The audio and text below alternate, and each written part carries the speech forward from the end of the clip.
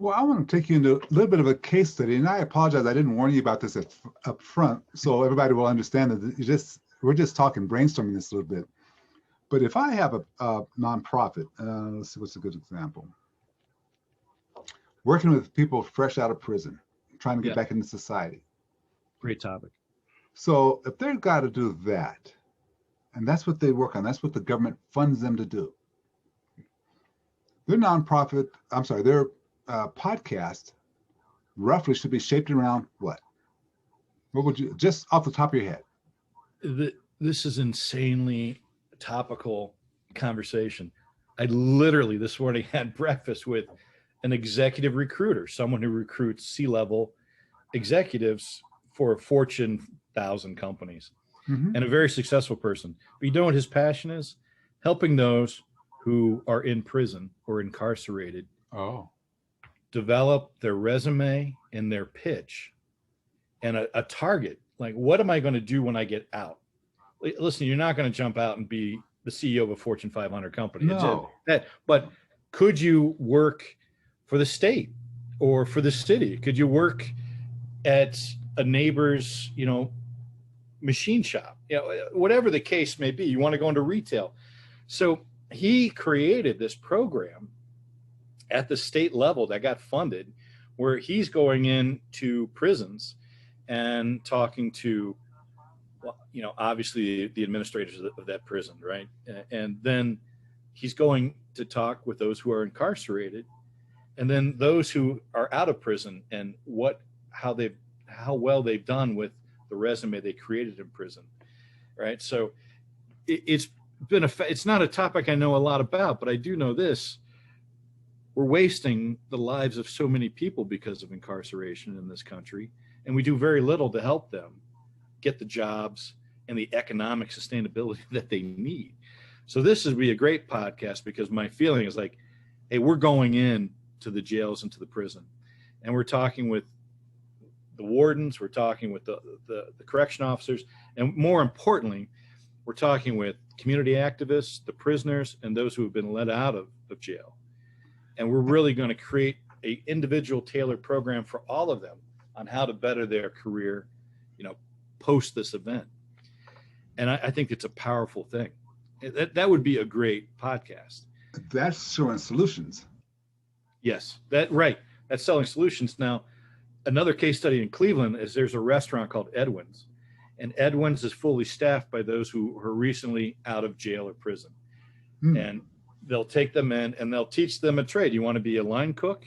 You want to do prep? You want to bus? I mean, generally when you're in the restaurant biz, you start off bussing. Everyone starts off bussing and washing dishes. And listen, it's low, it's high pressure, low pay, it's menial, but that's where you start. And if you can humble yourself to do those things, like they're teaching at Edwin's, now he's got a butcher shop. So he's teaching people how to become butchers and how to select the proper meat, and better yet, how to service people, how to be, a front in a retail operation, which a restaurant essentially is, in a butcher shop. I think these are great programs that need to be highlighted in podcasts. These are powerful messages and issues that need to be solved, just like you mentioned. Well, I'm going to do something that you and I are not overly comfortable with, but this is out there a little bit. This Edwin's operation, or any operation, when they start showing solutions like this, doesn't that increase the revenue? On that front, yes.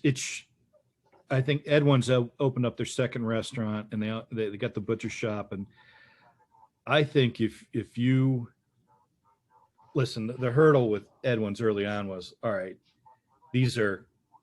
I know what the perception was. These are criminals, right?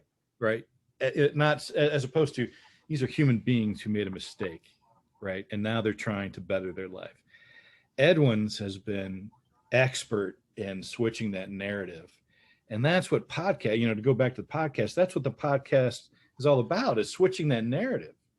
These are human beings, man. They're human beings, and they made a mistake. My feeling always has been, if you made a mistake, you should always get a second chance, right? And I think that's what these individuals are looking for. So, yeah, Yeah, and listen, it's a topic that can be challenging at times, right? Oh yes, yeah, yeah. Well, because you're going to have the people who don't want to give other chances, and or you're going to have that person who messes up the chance.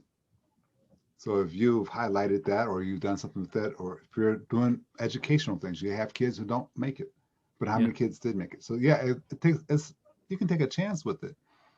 But I'm wondering, is it's real, and people when they see the real things sometimes mean failures. Nothing goes 100% the way you want it to go. It's all about how you Never. react to that.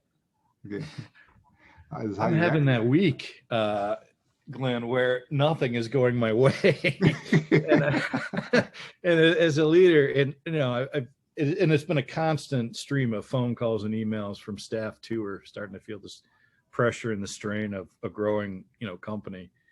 The leadership is in how you manage not Yep. getting your way and prepping other solutions for success, even if you don't get 100% of what you want, of getting something that is meaningful. Yep. Stephen Covey's win-win. Yep. And I always add a third win into it, win-win-win.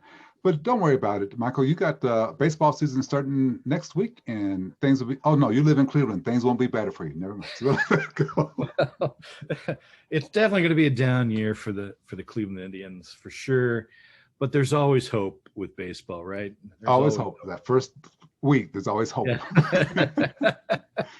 Always hope. And I have very little room to talk myself because the Colorado Rockies, are not going to be better this year than what they were last year. And last year they weren't good either. So